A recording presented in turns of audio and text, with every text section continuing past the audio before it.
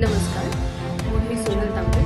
Global Maharashtra 24 news बुलेटिनमध्ये तुम्हा सर्वांचं स्वागत. पाहूया आजच्या ठळक घडामोडी.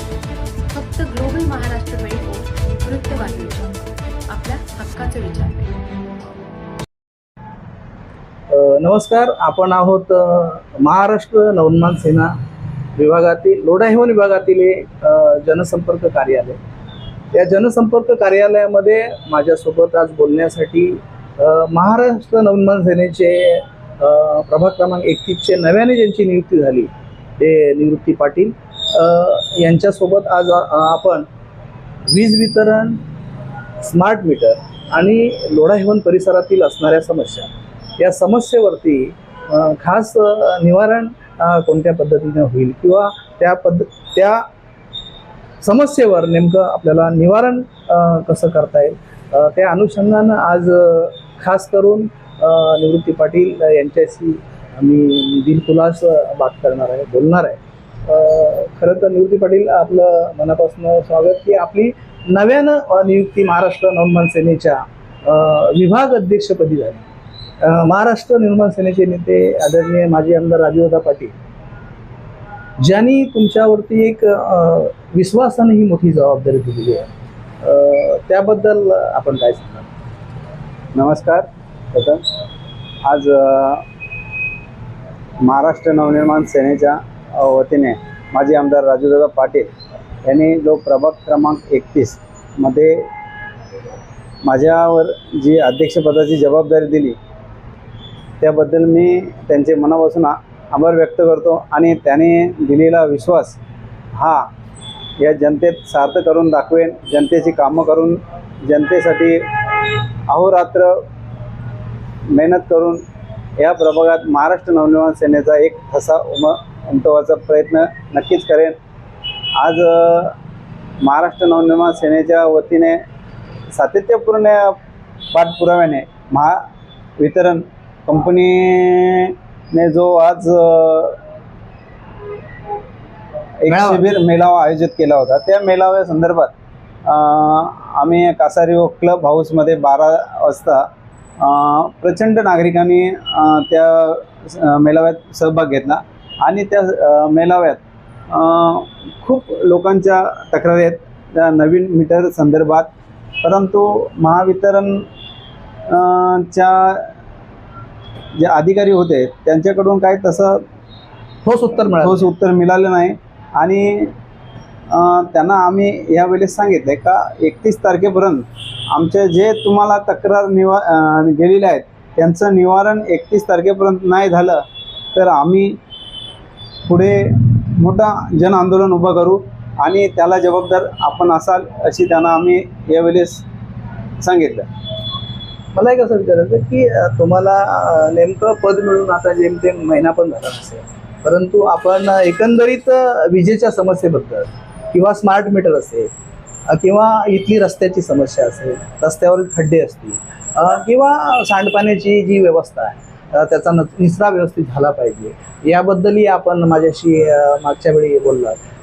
परंतु तुमच्यावरती जी जबाबदारी आली त्या जबाबदारीला आपण नीटपणे सांभाळून प्रत्येक नागरिकांच्या ज्या जिव्हाळ्याच्या समस्या या समस्येवरती तुम्ही मुळात हात घातला आहे.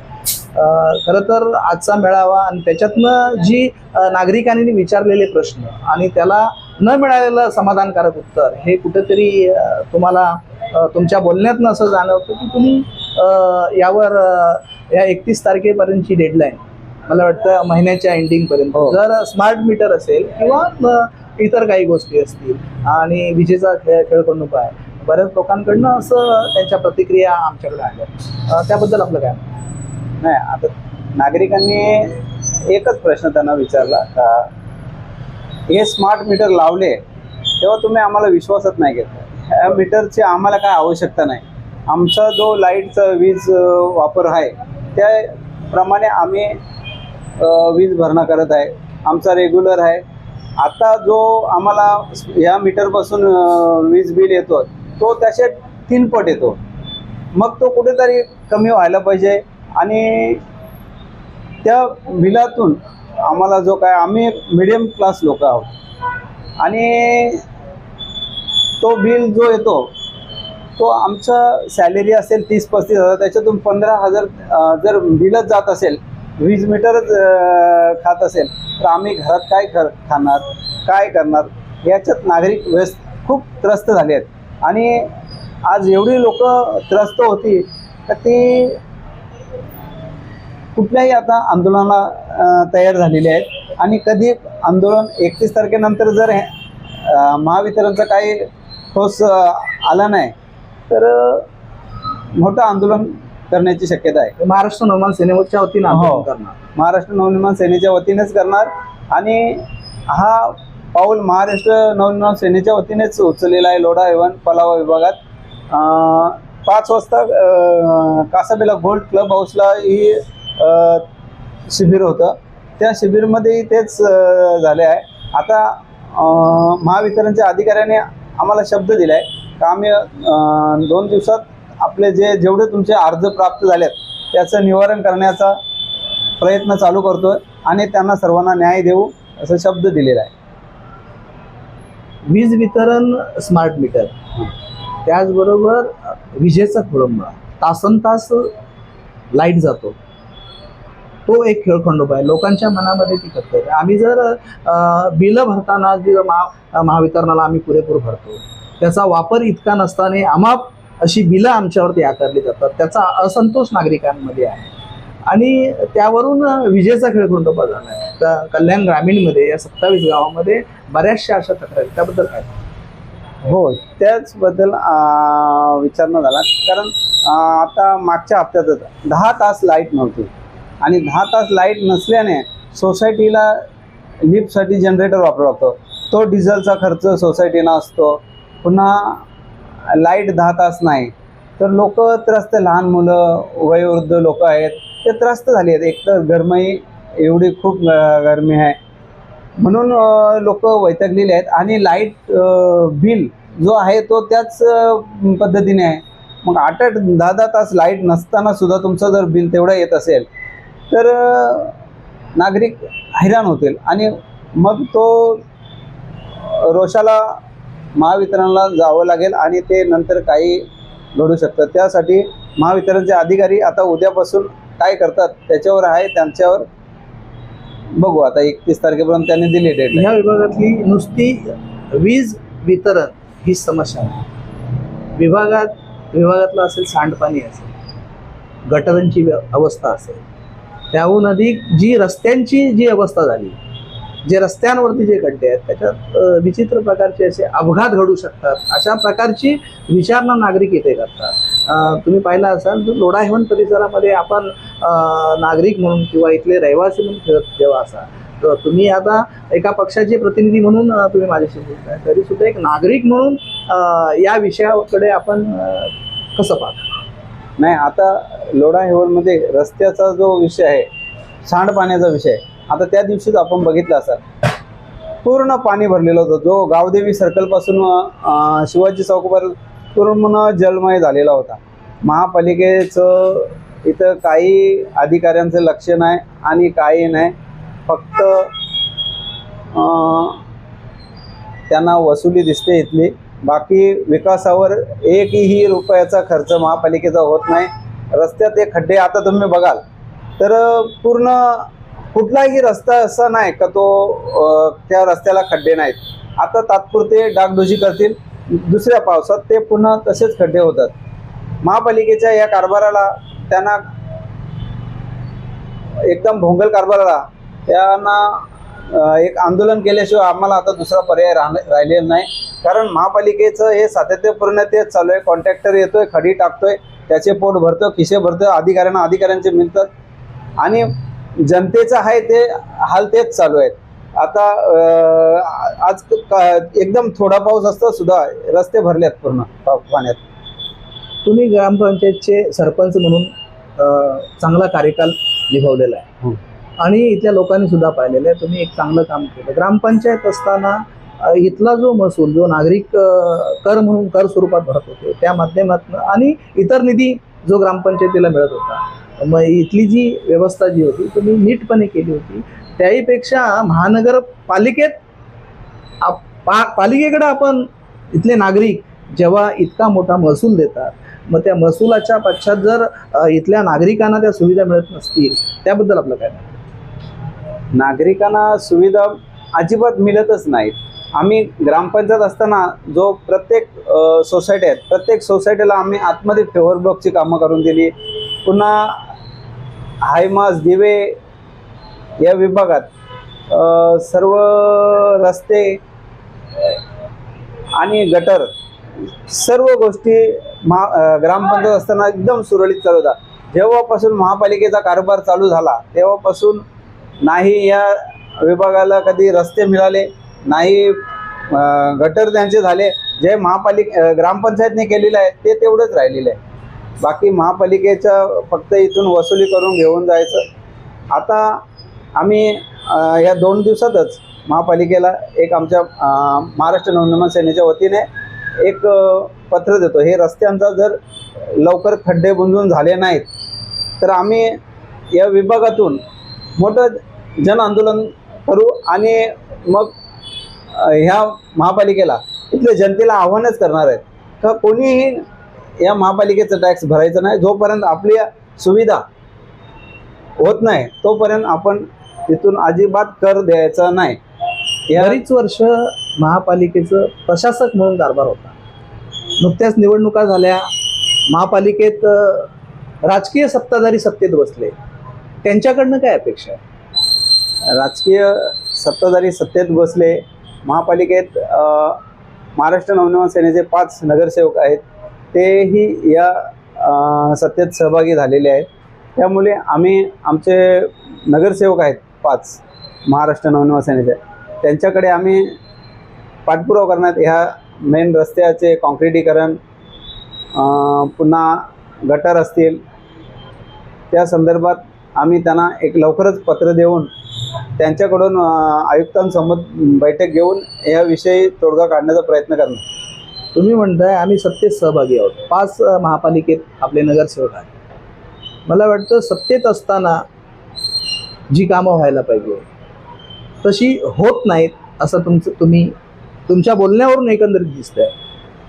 मग या अधिकाऱ्यांवरती किंवा महापालिका प्रशासनावरती एक आपण राजकीय तुमची यंत्रणा जी बसलेली आहे, जे सत्ताधारी बसलेले आहे, त्यांचा दबाव असला पाहिजे आणि त्या दबावानुसार जर काम होत नसेल तर नेमका याचा दोष कोणाला द्यायचा? महापालिकेकडनं आता निवडणुकीतून जवळजवळ 6-7 महिने झाले असतील. आता हा पहिलाच पावसाळा आहे. या पावसाळ्यात नंतर आम्ही महाराष्ट्र नवनिर्माण सेनेच्या वतीने आयुक्त साहेब असतील, महापौर असतील आणि आमचे 5 नगरसेवक असतील यांच्याकडे पत्रव्यवहार करून ज्या आमच्या लोढा हेवनच्या सुविधा आहेत, ज्या रस्त्याच्या असतील, गटर असतील, त्या संबंधात आम्ही नक्कीच महापालिकेला आता धारेवर धरणार आहे आणि त्या संबंधात काय ठोस निघतंय बघू. नाहीतर मग आम्ही पुढच्या तयारीला, आंदोलनाच्या तयारीला सुद्धा आम्ही जायला लागलं तर तेही आम्ही करणार. या विभागाचे खासदार डॉक्टर श्रीकांत शिंदे असतील, आमदार राजेश मोरे साहेब असतील, यांच्याकडे सुद्धा आम्ही याविषयी तक्रार करणार आणि त्यांच्याकडनं निधीसाठी मागणीही करणार की आम्हाला लोढा हेवनचा मेन रोडचा जो काँक्रिटीकरण आहे तो लवकरात लवकर करून मिळावा. निश्चितपणे आपण या सगळ्या सविस्तर चर्चेमध्ये सहभागी होत असताना मी एक अजून तुम्हाला प्रश्न असा करेन की या पावसाळ्यामध्ये ठिकठिकाणी पाणी साचलेलं आहे आणि पाणी साचलेलं असताना या पावसाळ्यामध्ये रोगराई, स्वच्छतेवरती आपण जर विचार केला तर रोगराई जास्त पसरण्याची इथे शक्यता आहे. त्याबद्दल आपण काय सांगाल? स्वच्छतेबद्दल या महापालिके क्षेत्रात मला तर वाटतं आरोग्याविषयी फवारणीसुद्धा या विभागात होत नाही. त्या संदर्भात आम्ही 2 दिवसातच ही प्रभाग कार्यालयात जाऊन त्याविषयी विचारणा करणार. राहिलं आरोग्याविषयी तर जिल्हा परिषद यांच्याकडेच आरोग्य हे अजून महापालिकेकडे वर्ग झालं नाही. शिवाय आमच्या मराठी शाळा असतील, जिल्हा परिषद शाळा, त्याही विभाग जिल्हा परिषदकडेच आहे, तोही महापालिकेकडे अजून वर्ग झाला नाही. त्याविषयी सुद्धा आम्ही महापालिकाकडनं विचारणा करणार. आणि राहिलं आमचे निर्जे गावातील जिल्हा परिषद शाळा आहे, त्या शाळेत आता कालच 31 जुलैला आमच्या साधना ठाकूर मॅडम त्या रिटायर झाल्या. आता शाळा 7वीपर्यंत असताना तिथं शिक्षक 4च आहेत, आता त्यातून एक कमी झाला, आता 3 शिक्षक, त्याच्यातून एकाला BLOची ड्युटी आहे, दोघांना एक शिक्षक फक्त शाळा 7वीपर्यंत संपलतो. हा कारभार जिल्हा परिषदच्या शाळेत चालू आहे. तर त्या संदर्भात सुद्धा जिल्हा परिषदकडे आम्ही शिक्षकांची मागणी करणार. म्हणजे सध्या जी BLOची जी नेमणूक केलेली आहे त्याच्यामुळं शाळांकडे किंवा विद्यार्थ्याकडे शिक्षणाकडे लक्ष देता येत नाही, म्हणजे वर्गाकडे लक्ष देता येत नाही. त्याशिवाय जी पटसंख्येच्या त्यानुसार जी असणारी शिक्षक जे असतात शाळेला मिळणारे, ते तुम्ही त्याबद्दल अधिक मागणी करणार आहे असं एकंदरीत तुमच्याकडून. हां, कारण सन्माननीय राजसाहेब ठाकरे यांनी मागे निवडणूक आयोगाला सांगितलं का शिक्षकांना तुम्ही ही कामं देऊ नका. शिक्षकांना विद्यार्थी शाळेत शिकवतील का तुमचे BLOची निवडणूक आयोगाची कामं करतील. तर ते असताना सुद्धा मागे सांगितलं असताना सुद्धा शासनाने सांगितलं का आम्ही शिक्षकांवर हे भर देणार नाही. परंतु आज बघायला गेलो तर BLOचे कामं सर्व जिल्हा परिषद शाळेतील शिक्षकही करतात. आता 3 शिक्षक शाळेत असताना 2 शिक्षक BLOची ड्युटी करतात आणि एक शिक्षक शाळा 7वीपर्यंत 135 पोरांचा पट असताना त्या शाळेत शिकवत आहे. म्हणजे एकंदरीत शिक्षणाचं काय मुलांकडे दुर्लक्ष होतं असं. हां, नक्कीच मुलांच्या शिक्षणाचं काहीच नाही ना, बोजवाराच उडतो ना. निश्चितपणे या ठिकाणी आपण पाहिलं असेल की जो प्रभाग क्रमांक 31 आहे त्या 31मध्ये तुमचे या ठिकाणी निवजे आलं, घेसर आलं, निवजे पाडा आला. इथली जर रस्त्यांची अवस्था आपण पाहिली, मागच्या वेळेस मी एक व्हिडिओ पाहिला, इतकी दयनीय अवस्था आहे. मग घेसरची स्मशानभूमी, मला वाटतं स्मशानभूमी पण त्याची अवस्था फार बेकार आहे. तुम्ही आता सत्तेमध्ये सोबत आहात महापालिकेच्या, त्याबद्दल आपण काय सांगा. घेसरचा जो रेल्वेच्या बाजूचा रस्ता आहे तो रस्ता अतिशय खराब आहे. त्याबद्दल आम्ही आमचे शहर अध्यक्ष हर्षद पाटील यांच्याशी कालच बैठकीत चर्चा झाली. घेसर गावासाठी स्मशानभूमी आणि हा रस्ता लवकरात लवकर मार्गी लागावा यासाठी ते स्वतः आयुक्त महोदयांना पत्र देणार आहेत. आणि खासदार डॉक्टर श्रीकांत शिंदे साहेब यांच्याकडे सुद्धा या कामासाठी पाठपुरावा करणार. बरेच वर्ष झाली लोकांची बोंब आहे याबद्दल. हो, ते घेसरची स्मशानभूमी आहे, त्याच्यात थोडं मेट्रो त्या स्मशानभूमी लगतून जात आहे. त्यामुळे तो विषय मेट्रोच्या जमिनीचं जोपर्यंत सर्वे होत नाही, सर्वेक्षण होत नाही किंवा त्यांची हद्द कायम होत नाही तोपर्यंत ते आपल्याला बांधून मिळणार नाही असं त्यांचं म्हणणं आहे.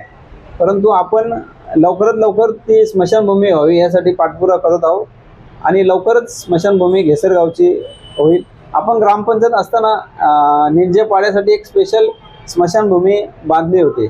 ही स्मशानभूमी सुद्धा या मेट्रोच्या जागेतच येते आणि त्यामुळे आपण MS मेट्रो विभागाकडनं ही स्मशानभूमी निर्जे पाड्यासाठी बांधून घेऊ त्यांच्याकडनं.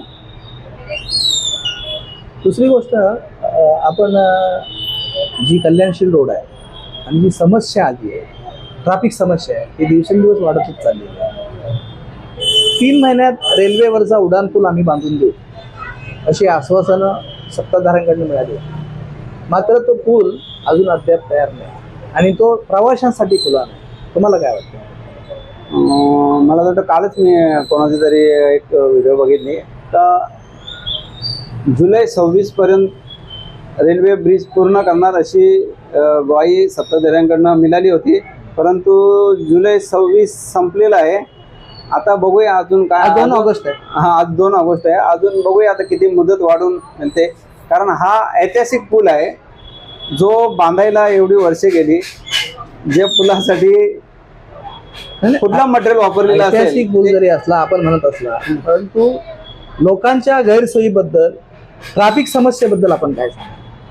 ट्रॅफिक समस्याबद्दल म्हणायचं झालं तर या विभागात आता लोकांना फक्त ते समस्या जाणून घेतात, बाकी लोक शंड झालेत. कारण काय, रोज तेच आहे, आउटसाईडनं गाडी येतील ते. आम्ही तर रोडवर जायचं म्हटलं तर इथून कल्याणपाटा ते मानपाडा असं वाटतं तो प्रवासच नको, पायी गेलेला परवडेल. उलट सुलट चालणारे लोक आहेत. उलट सुलट त्याच्यात नाही कोणाचं ट्रॅफिकचं त्याच्यात हे नाही राहिलं, नाही पोलिसांचं काही राहिलं. कोणी कुठूनही गाडी काढून निघतो. वाहतूक विभागाचं नियंत्रण नाही, अजिबात नियंत्रण राहिलेलंच नाही.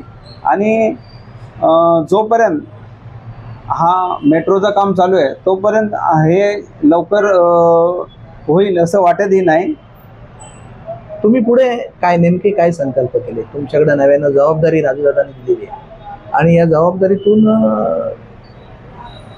जे तुम्ही ठरवलं तुमच्या मनाशी आहे की नागरिकांच्या समस्येशी निगडीत असे कोणते प्रश्न जे तुमच्या मनामध्ये तुम्ही जेव्हा सरपंचपदी होता तेव्हापासून तुम्हाला फारसा अनुभवी आहे की नेमक्या नागरिकांच्या निगडीत समस्या नेमक्या कोणत्या असतात, आणि त्या समस्येवरती पुढे जो आपण एकंदरीत परिसराचा आढावा घेतला तर इतक्या साऱ्या समस्या भेडसावणाऱ्या आहेत, त्याच्यावरती आपण नेमकं काय विचार केला? नाही बघा, नागरिकांना काही नको असतो. नागरिकांना फक्त रस्ते, गटर, पाणी या मूलभूत सुविधा झाल्या, नागरिकांना बाकी काही असतो. काही नको आहे त्यांना. एक नियोजनबद्ध असं बसायला सुसज्ज गार्डन असलं तर त्यांना बाकी काही आवश्यकताच नाही. आता आमच्या निलजे गावातलं तलावाचं सुद्धा काम चालू आहे. त्या तलावाचं काम आता 2 वर्ष होतील, परंतु ते संत गतीने चालू आहे. आज तिथं आमचं कंपाऊंडचं काम जे होतं तेही अजून पूर्ण झालेलं नाही. शिवाय गटाराचं पाणी त्या तलावात येतोय. त्याबद्दल काही शासनाचं काही नियोजन काही नाही. आम्ही बऱ्याचदा आमच्या निलजे गावातील ज्येष्ठ नागरिक असतील, आम्ही असतील, बऱ्याचदा ह्या संदर्भात इंजिनियर असतील यांना विचारणा केली, परंतु ते काही त्याच्यावर होईल, लवकरच होईल, पिण्यायोग्य करणार. परंतु 2 वर्ष झाले त्या नाही तलावाचं काम होत आणि नाही त्याचं. आता पावसाळ्यात पूर्ण काम बंद आहे. म्हणजे नुसती घोषणाबाजी, भूमिपूजन सोहळे आणि कामाची जी गती आहे ती गती मिळत नाही असं म्हणायचं तुम्हाला? नक्कीच कामाची, कारण जे ठेकेदार आहेत त्यांच्यावर जो प्रशासनाचा दबाव पाहिजे तो दबावही नाही. ठेकेदार त्यांच्या पद्धतीने कामं करतात. त्यांना जेव्हा वाटेल तेव्हा ते. आता तलावाचंच घ्या, पुन्हा आता आपल्या या भवानी चौकातून गावदेवी चौकात गटर खोदले, ते कोणी येतो खोदून जातो. त्या संदर्भात ही प्रशासनाला काय पडली नाही. आज त्याच्यात त्या गटारात जर काही कुठला लहान मुलगा पडला, त्याच्यात पाण्यात भरलेलं आहे, तर तो एवढी मोठी हानी होईल की प्रशासनाला त्याबद्दल काही पडलेलीच नाही. मला एक म्हणायचं आहे की तुम्ही म्हणता ती गटर खोदलेली आहे, त्याच्यामध्ये एखादा अपघात झाला, एखादं मूल वगैरे पडलं, तर ही जबाबदारी प्रशासनाची की राजकीय जे सत्तेत आहेत त्यांची? आता राजकीय सत्तेत आहेत त्यांनीही या विषयावर लक्ष घालायला पाहिजे. कारण गटर खुल्ली पडल्यात, त्यांनी हे ठेकेदार कोण आहेत त्यांच्याकडून कामं करून घेऊन हे करावं. उद्या आम्ही त्याच संदर्भात एक ही प्रभाग कार्यालयात जाऊन विचारणा करणार आहे का बाबा हे तुम्ही खोदून ठेवल्यात, हे काम कुठल्या वर्षी करणार आहात तुम्ही, का ते तसंच पडणार आहे, पावसाला संपल्यावर करणार का? कारण गटाऱ्या करून सुद्धा पाण्याच्या समस्या सुटत नाही. जे पाणी भरतोय तो त्याच पद्धतीने आजही भरतोय. इथं थोडा पाऊस आला का ते रस्ते पॅक होतात. नागरिकांना चालायला जागा नाही, फुटपाथ राहिलेलं नाही. काय नागरिकांना चालायला जागा अजिबात राहिलेलीच नाही. फुटपाथ भरले, पुन्हा हातगाड्यांच्या समस्या आहेत. या सर्व समस्या प्रशासन अजिबात लक्ष देत नाही आणि काही नाही. आपण पत्रव्यवहार करतात त्यांना त्यांचे कारण तेही सांगतात आमचे अर्धे कर्मचारी BLO आहेत, BLOच्या ड्युटीवर आहेत. आम्ही जो स्टाफ आहे तो त्यांच्याकडे स्टाफ बी नाही, आम्ही पाठवतो करतो, बस हीच उत्तरं असतात. नेमकं काय सांगाल एकंदरीत तुमच्या म्हणण्याप्रमाणे तुमची जी तळमळ आहे ती एकंदरीत कशी दिसते की नागरी हिताच्या दृष्टीनं इथल्या समस्याचं निवारण योग्य रीतीनं झालं पाहिजे, प्रशासनानं याकडे दुर्लक्ष न करता BLO ही एक आताची सुरुवात असेल की ही तुम्हाला डेडलाईन दिलेली असेल, परंतु समस्या ही अनेक वर्षापासूनची इथे आहे, तेव्हापासून का नाही समस्या समस्या अनेक वर्षापासून आहेत आणि त्या समस्या वाढतच चालल्या आहेत. त्या कमी करण्याचा या प्रशासनाचा प्रयत्न अजिबात नाही. जेवढ्या समस्या वाढत चालल्यात आपण तेच विचार करतो आज उद्या होईल सुरळीत, परंतु काही सुरळीत होत नाही, उलटा ह्या समस्यांना वाढत होत चालली आहे. आताही तुम्ही बघाल तर रस्त्यात चालायला जागा नाही, लोकांना श्वास घ्यायला सुद्धा जागा राहिली नाही अशी परिस्थिती या विभागाची करून ठेवली. हे लोढा हैवान नसून हे लोढा हैवान झालेला आहे. म्हणजे थोडक्यात आपण ज्याला स्वर्ग म्हणून म्हणतो ती नरक यातना काही लोक म्हणतात. हो, मला वाटतं निश्चितपणे तुम्ही यावरती मला पूर्वीच सांगितलं की याबाबत आम्ही महाराष्ट्र नवनिर्माण सेनेच्या वतीनं आम्ही या बाबतीत आम्ही नक्कीच आवाज उचलणार आहात, ही तुम्ही या ठिकाणी इथे बोलताना ग्वाही देत आहे. पुन्हा एकदा तुमचं मनापासून आभार मानेन की तुम्ही आमच्याशी वेळ दिलात, बोलण्याची संधी प्राप्त करून दिलीत, त्याबद्दल मी आपला पुन्हा एकदा आभारी आहे. धन्यवाद. जरा आता है या 12,000 एवरेज हम लोग 10,750 मीटर है यहाँ पे. कितने 10,750 मीटर सिर्फ कासा रियो में है. उसका एवरेज अगर बिलिंग 12,000 भी हम लोग लेंगे ना सर, तो उसका जो आपको रेवेन्यू हो रहा है ना, जो आप खर्चा खर्चा मुझे मालूम नहीं, पर वो भी है ना 12 से 15 करोड़ तक जाता है मंथली. 12 से 15 करोड़ सिर्फ कासा रियो गोल्ड से जा रहा है. अगर भविष्य में हम 10,750 लोगों ने बोल दिया कि हम लोग आपका बिल बेनिफिट आपको भी होगा, क्योंकि मुझे मालूम है कि MSCDF को भी निकाला जाने वाला है.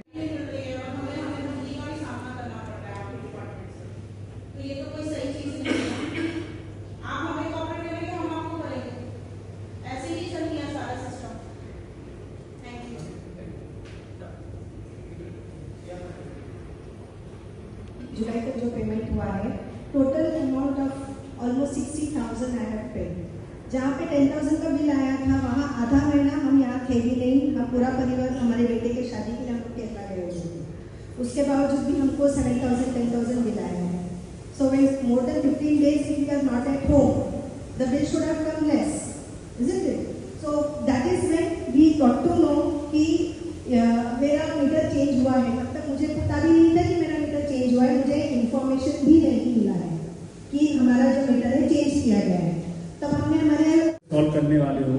फर्दर आप कैसे इस पे काम करोगे जो इतनी कंप्लेंट्स आपके पास गई हैं, क्योंकि अभी तक जो मैं देख रहा हूँ कि मैंने ऑनलाइन भी कंप्लेंट की, वो अपने आप रिजॉल्व कर, कुछ एक्शन नहीं हुआ, कुछ नहीं हुआ.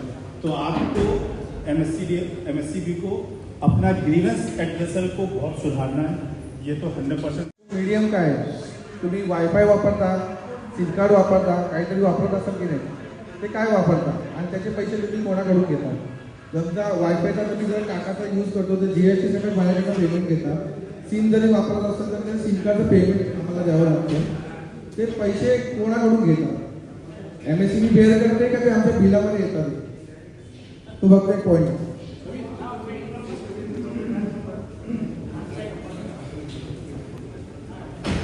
सर मेरा क्वेश्चन ये है कि जो अभी हम लोग डिस्कशन कर रहे हैं कि जो लाइट बिल ज़्यादा हाई आया है, ये AC. माय पॉइंट इज घर में हम 3 लोग हैं 15,000 के बिल आने के लिए जो यूनिट लगेगा आप उसको एक बार कैलकुलेट करके देखिए कि क्या इक्विपमेंट और क्या कुछ एक्चुअली चलना चाहिए. 15 यूनिट आप चेक करोगे तो पता चलेगा वेरी बहुत है. मतलब हम लोग 300 गुना पे कर रहे हैं अभी जो आया. चलिए 20% 30% समझ में आता है स्मार्ट मीटर.